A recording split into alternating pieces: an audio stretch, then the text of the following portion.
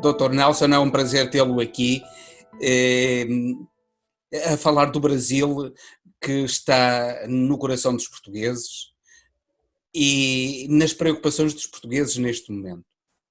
O Brasil eh, parece caminhar para a tragédia e gostaríamos de saber eh, o ponto da situação relativamente àquilo que se passa no Brasil. Em primeiro lugar, para iniciarmos esta conversa. Em primeiro lugar, também, boa tarde, doutor Henrique. É uma honra, um prazer muito grande estar com você. E é muito bom e confortador saber que nós, brasileiros, estamos no coração de vocês, portugueses. É muito confortante e agradável saber disso.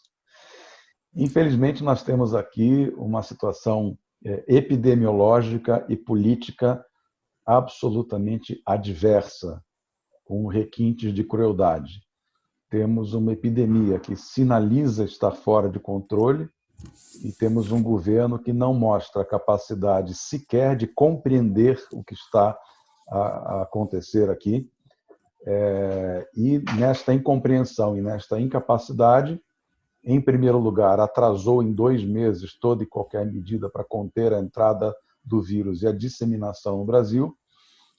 E, no momento, faz uma propaganda de uma medicação tida como milagrosa, sobre a qual não existe nenhuma comprovação científica, e, ao mesmo tempo, estimula a população a ir para as ruas e reassumir os seus postos de trabalho, quando nós sabemos que a única solução que funcionou no mundo até agora foi o isolamento e bloqueio total por um período relativamente longo para que o vírus deixe de circular. Mas a grande inspiração do vosso presidente, do Jair Messias Bolsonaro, o Donald Trump agora já impôs o estado de calamidade pública nos Estados Unidos da América, nem assim ele aprende. O presidente Jair Bolsonaro tem uma incapacidade absoluta de compreender fenômenos que tenham 3 ou 4 tópicos de complexidade. Ele é uma personalidade imatura, autoritária, uma pessoa de um repertório intelectual extremamente restrito e que está a serviço de algum projeto oculto aí de poder, o qual a gente não consegue nem descobrir direito exatamente de onde vem. Suspeitamos que sejam influências do Steve Bannon, que é o líder da extrema-direita mundial, e que haja também outros interesses. Claro que o Steve Bannon, nós sabemos que o Steve Bannon representa os interesses do complexo militar industrial e da finança americana, e tudo indica que o Jair Bolsonaro está nessa onda, não é? Será os interesses do complexo militar industrial. Mas eu penso que há aí qualquer coisa que ultrapassa até isso. Será uma influência dessas congregações religiosas neopentecostais que continuam a negar a existência desta pandemia? Sim, a influência neopentecostal é muito grande no governo brasileiro já de alguns anos. Isso já vem de 15 ou 20 anos para cá, quando eles foram sucessivamente conquistando posições na Câmara Federal e nas assembleias estaduais. Eles crescem em influência, crescem em poder econômico, porque eles exploram o dinheiro dos mais pobres de uma forma absolutamente indigna, irresponsável e brutal. É o dízimo e o trízimo. É o dízimo e o trízimo. Exatamente. E o Jair Bolsonaro, acreditando que o nome que ele tem de Messias realmente representa uma missão salvacionista, nacionalista e qualquer coisa, ele literalmente surfa na onda desse neopentecostalismo para obter votos e para obter apoio ao seu governo dentro e fora das instâncias políticas congressuais. É muito difícil a gente saber o que realmente se passa na cabeça de Jair Bolsonaro, porque a personalidade dele e o modo de pensamento são coisas tão bizarras, são coisas tão longe da normalidade daquilo que a gente está acostumado, que às vezes a gente fica teorizando sem realmente saber exatamente onde a gente está andando. Mas certamente eu posso afirmar, como médico, e como médico especialista em clínica médica e também psiquiatria clínica, que existe uma psicopatologia muito grave na mente deste indivíduo. É ele que ainda continua a governar ou já são os generais? Olha, ainda assim está difícil saber. Na semana passada, houve indícios de que os generais tinham tomado a decisão de assumir as pautas mais importantes e deixar, como eles mesmos disseram, o Jair Bolsonaro entreter a plateia dele, com os absurdos dele, mas já hoje vem novos sinais de que parece que não é bem isso, porque ontem, numa entrevista do ministro da Saúde, Luiz Henrique Mandetta, parece que, como ele foi contrário às ideias do Bolsonaro, de uma forma mais explícita, mais contundente, os militares parece que não gostaram e há rumores hoje de que os militares estão pedindo a cabeça do Mandetta, reafirmando de alguma forma o apoio ao Bolsonaro. Tudo aqui se passa, doutor Henrique, como se nós estivéssemos num surto esquizofrênico. A gente não consegue entender mais absolutamente nada do que se passa aqui. Relativamente à verdade dos números que aparecem aí no Brasil, isso tem os números que o Ministério da Saúde lança relativamente à disseminação da Covid-19 e do número de mortos, isso tem alguma correspondência com a realidade? Eu acho que a correspondência com a realidade vai de 5% a 10% no máximo. O Ministério da Saúde divulga os números que resultam dos exames de confirmação, que são feitos por laboratórios autorizados pelos estados a fazerem. A questão é que só no estado de São Paulo, na última sexta-feira, nós tínhamos 30 mil resultados atrasados, ou seja, de exames de confirmação que ainda aguardavam a execução e o resultado.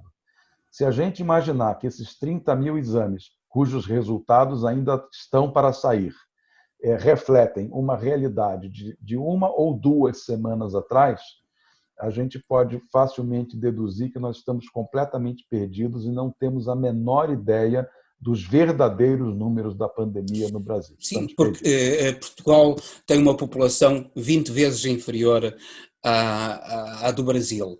E em Portugal existem já quase, não são bem, mas quase 17 mil infectados e cerca de 500, não são também bem 500, mas perto de 500 mortos. Nós podemos extrapolar o número de infectados e o número de mortos multiplicando por 20 vezes, ou isso será pouco, inclusivamente? A minha estimativa pessoal gira em torno de 10 a 20 vezes, no mínimo 10, no máximo 20. Pode ser até que possa ser um pouco mais, né? Eu estou fazendo esse cálculo baseado na média dos outros países, né? Na incidência proporcional à população de outros países, inclusive Portugal. Tenho olhado essas tabelas todo dia, então eu penso que a situação brasileira está entre 10 a 20 vezes oficial. Portugal, mesmo dentro da Europa, Portugal está-se a sair muito bem, muito bem. Está a conseguir controlar muito bem a pandemia, melhor que a generalidade dos países europeus. Há muitos países, os países nórdicos vão entrar agora numa fase extremamente grave de pandemia, nomeadamente a Holanda e a Suécia, por exemplo. A Suécia já está em pânico. A Suécia, que adotou uma atitude semelhante à do Brasil, de deixar as pessoas vir para a rua, já se encontra em pânico e já há queixas de que os serviços de saúde públicos, os suecos, são os melhores do mundo, começam a estar em ruptura. O que é que se passa aí no Brasil? Eu recentemente vi uma senhora salvo erro, em Manaus a dizer que recusar a entrada do marido que estava com graves sintomas de Covid-19, recusaram a entrada no próprio hospital. Neste momento já não há lugar no hospital. Sim, nós temos informação já de 3 ou 4 dias que Manaus já entrou em colapso. Foi a primeira capital a entrar em colapso. Não sei quando isso vai acontecer nas outras capitais, mas não dou 2 semanas para isso acontecer. É só uma questão de tempo, porque, como estamos a ver, a coisa está fora de controle. Anuncia-se aquilo que sucedeu em Guayaquil, em que os mortos nem sequer eram retirados de casa, nem das ruas, os mortos eram abandonados nas ruas. Há a notícia de que já sucedeu isso com uma pessoa em São Paulo. Isso aconteceu. Há o receio de que isso possa acontecer em larga escala no Brasil muito em breve. Eu penso que, pelo menos nos grandes centros, como Rio, São Paulo, Belo Horizonte, eventualmente Brasília e arredores, essa seja uma possibilidade triste e concreta. Eu espero que eu esteja errado, mas se as coisas continuarem caminhando como estão, eu dou essa possibilidade como praticamente certa.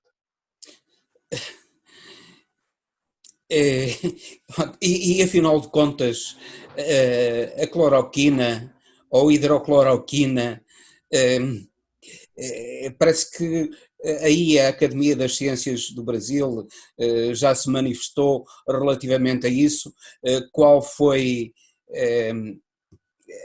a apreciação da Academia das Ciências sobre essa questão da cloroquina e da hidrocloroquina, que o Jair Messias Bolsonaro diz que é a salvação do país?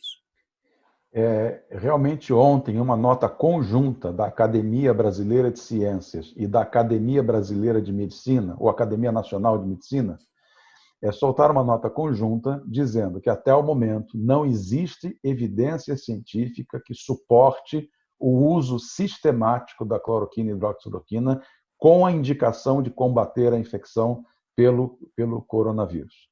Essa é a posição de 2 importantíssimas academias brasileiras, e essa posição é reforçada por todas as sociedades brasileiras de infectologia, as estaduais e a nacional, além de outras instituições de pesquisa. O assunto está em estudo e nós não temos nenhuma razão até agora para acreditar que esses medicamentos sejam a solução para a pandemia, seja no nível mundial, seja no nível nacional. Sim, porque Donald Trump já deixou de aconselhar a cloroquina ou considerar a cloroquina uma panaceia universal, não é? Até o próprio Donald Trump.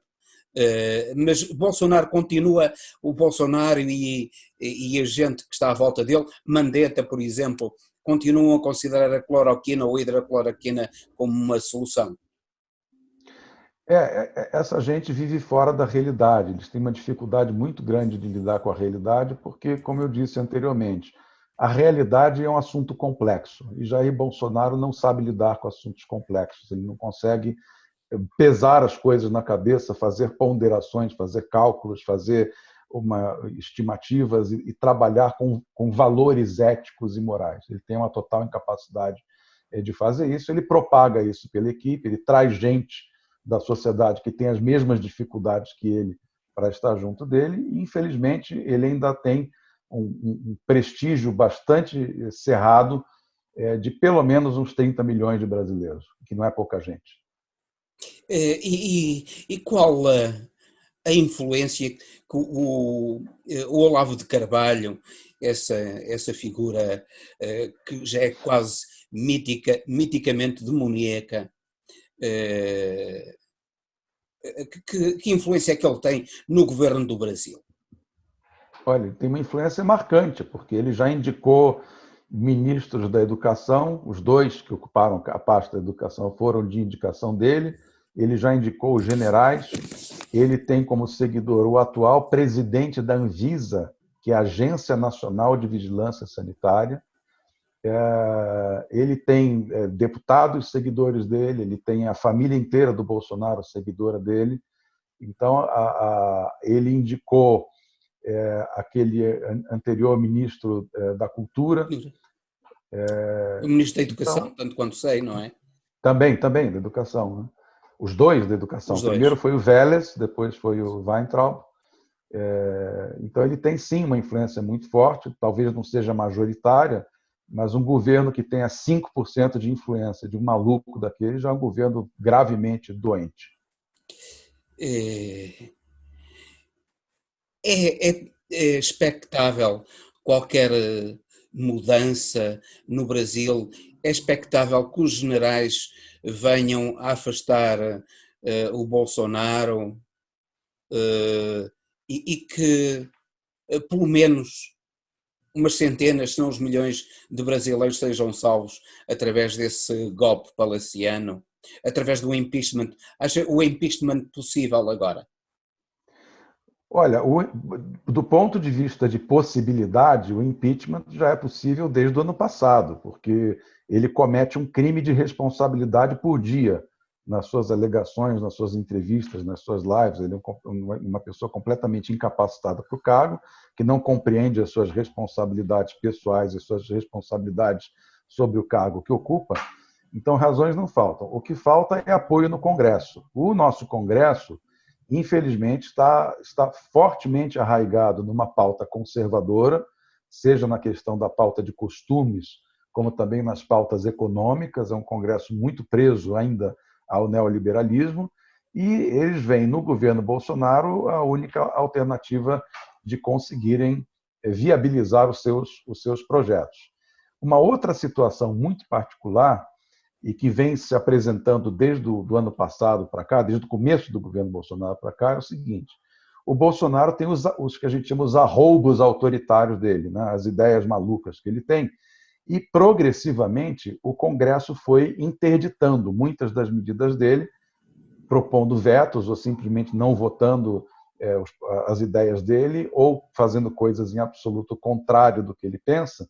E isso produziu um efeito de empoderamento do Congresso, de uma forma que talvez nos últimos 30 anos o Congresso nunca tenha tido tanto poder nas suas mãos. Eles se aperceberam que têm esse poder, que hoje eles podem interditar os arroubos autoritários do presidente da República, inclusive com apoio eventual do Supremo Tribunal Federal. Então, agora que o Congresso se sente empoderado, não seria do interesse dele produzir uma instabilidade política que pudesse colocar em questão ou em xeque esse poder que eles adquiriram. Então, é uma situação muito paradoxal. E, do ponto de vista dos militares, que são essencialmente conservadores, eu também não acredito que eles queiram entrar numa aventura que crie instabilidade política. Eles vão, no meu entendimento, a tentar administrar essa situação até o limite. E a gente só não sabe qual Mas é o limite. quando os cadáveres começarem a não ser levantados das ruas, Aí eu penso que a revolta virá da população, né? Aí a população vai acordar, infelizmente, muito tarde. A população já deveria ter acordado há muito tempo, mas, como a gente vê, a população hoje tem uma forte influência do neopentecostalismo. Existe uma fração muito grande de brasileiros e brasileiras que frequentam as igrejas neopentecostais. Elas tiveram grande influência na eleição do Bolsonaro. Os pastores neopentecostais pediram e impuseram praticamente o voto a Bolsonaro, e essas pessoas estão sob esse jugo, sob essa dominação. Até que a coisa realmente fique muito feia, aí pode ser que alguma coisa surja da base popular. mas no Congresso o, o, o PMDB e outros partidos, mesmo liberais. Então, uma pessoa como Rodrigo Maia, que é um indivíduo que pelo menos tem lucidez, eles, sendo maioritários, o Bolsonaro é capaz de boicotar uma maioria no Congresso dos Deputados, no Senado e no Senado relativamente ao impeachment. Ele tem apoio, porque afinal de contas ele deixou o partido dele, não é? O partido pelo qual ele foi eleito, que o apoiou. Mas a questão é aquilo que eu falei um pouquinho antes, doutor Henrique, porque assim, o Congresso está muito amarrado na pauta neoliberal. E eles enxergam na permanência do Bolsonaro no poder a viabilização dessa pauta neoliberal. Qualquer outra instabilidade pode colocar em jogo tanto o poder em si mesmo do Congresso, que conquistaram ao longo desse ano de um governo do poder executivo terrível do jeito que é, como das suas pautas próprias, que são as pautas neoliberais ligadas aos grandes grupos que, de um jeito ou de Pois, outro, acabam e influenciando. particularmente aos grandes grupos e particularmente à finança também, tanto quanto me parece, não é? Porque que me parece Precisamente. que a política dele é sobretudo no sentido de entregar a riqueza nacional propriamente em indústria e a própria agricultura, porque afinal de contas ele está a dar de barato a agricultura brasileira relativamente aos interesses da agricultura americana e apesar, apesar disso ele continua a ter apoio nos agrários e eles não percebem que ele está sobretudo a concentrar o apoio e a riqueza na finança. Exatamente. É um paradoxo a questão do complexo agroindustrial brasileiro, porque o presidente e a sua família têm feito sucessivos ataques aos interesses da grande indústria agropecuária brasileira, e esse setor parece que ainda não se mobilizou contra o presidente, ainda não entendeu, ou talvez ainda não tenha sentido as consequências das péssimas políticas externas do nosso presidente em relação ao nosso país. Pode ser que esse tempo chegue em breve, mas não sabemos ainda. Por enquanto, a gente não vê nenhuma mobilização importante, nem do setor agropecuário contra essas medidas que contrariam os interesses deles, e muito menos do setor bancário, setor financeiro, que até agora vem nadando de braçada no governo Bolsonaro. Pois, Aliás, diga, diga.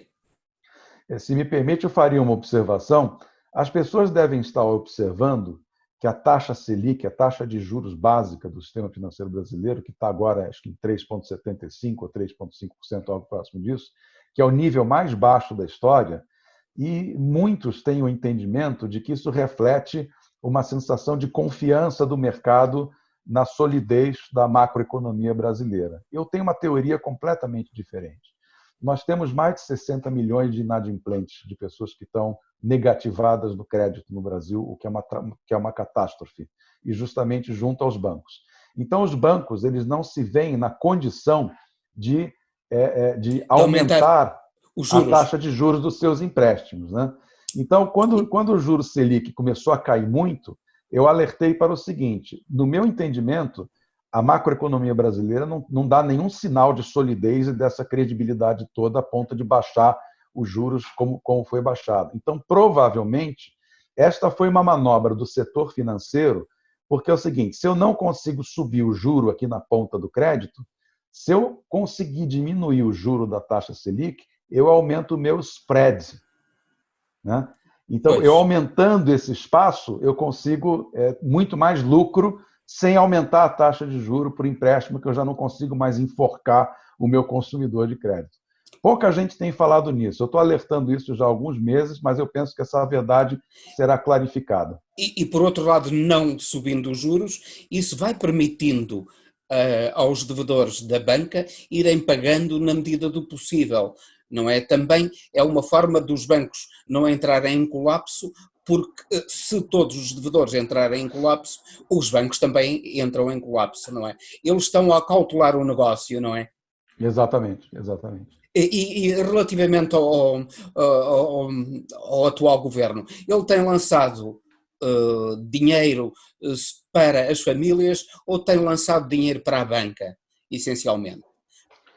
Muito mais para os bancos do que para as famílias e para os pequenos empresários. A gente sabe aí de uma disponibilização aí de 1,2 trilhão de reais para o sistema financeiro, o que repete basicamente um procedimento feito na década de 90 no governo Fernando Henrique Cardoso, que foi o projeto PROER, que era Pró-Estabilização do Plano Real, onde o governo socorreu o sistema bancário com algo próximo a 30 ou 35 bilhões de dólares para evitar a quebra dos bancos naquela época, né? Então, existe sempre um privilégio para o setor financeiro e muito, muito, muito mais volumoso e maior do que para os verdadeiros necessitados do país. Alternativas para isso, do lado progressista, democrático, daqueles que amam a liberdade, a justiça e a solidariedade, está a ser construída alguma alternativa? Infelizmente, a gente ainda não tem uma oposição organizada e grande no Brasil. A esquerda ainda está muito dividida, tanto na questão política, sobre se é conveniente afastar o presidente Bolsonaro neste momento ou se não é conveniente, existe essa divisão, quanto ao verdadeiro projeto nacional. Existem alguns pequenos consensos, mas ainda não conseguimos formar uma pauta unificada, uma pauta mínima de esquerda. Infelizmente, nós temos um elemento aqui de oposição, que é o ex-ministro, ex-governador Ciro Gomes, que é uma pessoa de uma grande capacidade intelectual, uma grande experiência administrativa, muito inteligente. Sim, ele teve, tanto quanto eu sei, ele teve uma excelente atuação como governador do Ceará, não é? Sim, ele foi um dos governadores mais bem avaliado da história do Brasil, o prefeito mais bem avaliado da história do Brasil. É uma potência intelectual, mas ele insiste em ficar em litígio com o Partido dos Trabalhadores, que é o partido que tem a maior representação hoje no Congresso e é o partido que tem o líder mais prestigiado, que é o presidente Lula. Então, o Ciro desorganiza muito a oposição com essa Ele coloca os objetivos pessoais acima dos interesses do Brasil. É isso. Eu não seria capaz de entender apenas desta forma. Claro que ele tem as questões pessoais dele. Pode ser que esse discurso dele seja também um discurso ideológico. A gente não sabe, é difícil saber. Mas é muito lamentável que ele use essa estratégia e esse recurso no momento em que nós precisaríamos muito da inteligência dele, da experiência dele. Como foi no segundo turno da eleição. Ele, em vez de ficar no Brasil para combater a possibilidade do Bolsonaro ser eleito, ele foi para Paris passar férias, uma coisa que me magoou tremendamente, porque eu sempre tive um respeito muito grande pela inteligência e pela capacidade dele. Mas o comportamento político dele não está somando com a oposição. Ele ajudou, essa atitude ajudou, sem dúvida, a eleger o Bolsonaro, não é verdade? Eu não tenho dúvida. Eu acho que se ele tivesse ficado no Brasil, com a voz que ele tem, ele poderia ter convencido muitos eleitores a votar no Fernando Haddad, ou a não votarem no Bolsonaro, o que deixaria a eleição talvez até com outro resultado. E outra oposição, o PMDB e outros partidos, o partido do Fernando Henrique Cardoso, têm-se unido ao PT, há a mínima hipótese de se unirem ao PT para destituírem o Bolsonaro? Uma união do PT com o PSDB é praticamente impossível do ponto de vista de uma pauta comum, né? É extremamente improvável. O que o PT, os pontos de união que o PT poderia procurar é o PDT, o Partido Democrático Trabalhista, o Partido Socialista Brasileiro, e o PCdoB, que hoje tem uma figura muito forte, que é o governador Flávio Dino, do estado do Maranhão, que é um indivíduo extremamente capacitado, extremamente capaz, culto, inteligente e com muita experiência política. Ele, na minha opinião, poderia ser um líder muito agregador no momento, mas talvez ainda esteja um pouco cedo para ele tomar mas esse tipo ele de também, iniciativa. o Flávio Dino, também tem o inconveniente da etiqueta comunista, não é? Então, para a visão brasileira hoje, do eleitor médio brasileiro, o nome comunista soa muito mal. Eu sei que eles já estão fazendo estudos para mudar o nome do partido, e isso é resultado de um trabalho extremamente disciplinado, diligente e persistente de desgaste da imagem da esquerda e desgaste do comunismo enquanto uma ideologia que vem sendo feito por vários setores da grande imprensa e por vários setores da política nacional. Eles realmente se dedicaram a isso e foram muito bem-sucedidos.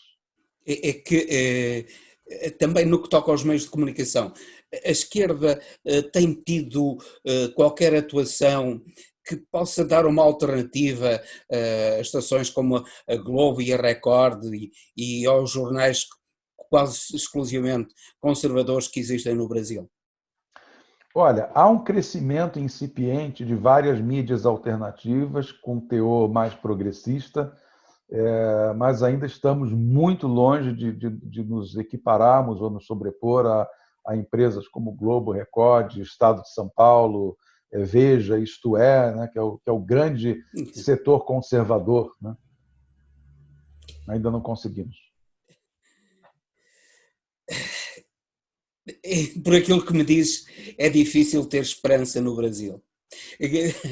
O Stefan Zweig dizia que o Brasil era o país do futuro, e poderemos dizer, como dizia o primeiro general da ditadura militar, o Castelo Branco, podemos dizer que o Brasil é o país do futuro e continuará sendo adiado.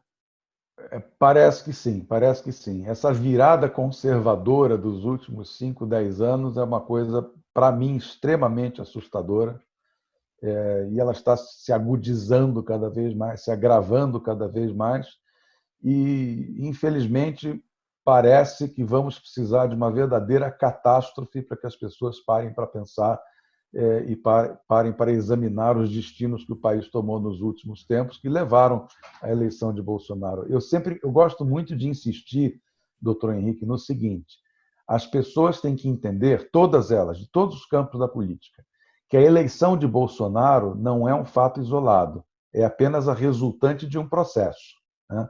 A gente costuma dizer na física, né, que você tem várias forças representadas por vetores e você tem um vetor resultante, né? Para a gente entender a eleição do Bolsonaro, a gente tem que examinar todos os vetores que participaram desse processo. E é um processo de continuidade, não é um episódio isolado. É só mesmo o entendimento de tudo isso, da participação das grandes mídias. Olha, sem a Globo, o Bolsonaro nunca teria sido eleito. Nunca. Bem, vamos ter esperança que se construa uma alternativa no Brasil e que o Brasil não continue nas mãos de bandidos, de canalhas, da pior escória que há na humanidade. Sem dúvida nenhuma. E, inclusive, a gente gosta muito de brincar com alguns brasileiros que estão a ver os progressos que Portugal teve com os governos de mais à esquerda, né? Então o pessoal vai lá, eu vou me mudar para Portugal. Fala assim, ótimo, você vai sair daqui para Não, eu que estive no Brasil e que já conheço um grande número de países europeus e, felizmente, Portugal, apesar de muitos erros, de muitas insuficiências, não tem comparação ao Brasil. Portugal ainda é um país onde a esperança existe, é possível. Infelizmente o Brasil, não. O Brasil, esperamos que o Brasil venha a ser no futuro um imenso Portugal, como dizia a canção. E vamos terminar por hoje. Eu espero daqui a algum tempo voltar a falar consigo. Foi um prazer enorme em tê-lo aqui a falar para a radiotransforma.net, no YouTube. Vamos divulgar em Portugal e no Brasil as suas palavras, porque as suas palavras são de alguém que conhece, vive, ama o Brasil e luta pelo futuro do Brasil. Muito obrigado, Dr. Nelson, e até uma próxima entrevista. Eu que agradeço a oportunidade, uma grande honra estar com o senhor, um abraço muito grande a toda a comunidade portuguesa e até a próxima. Ficamos aguardando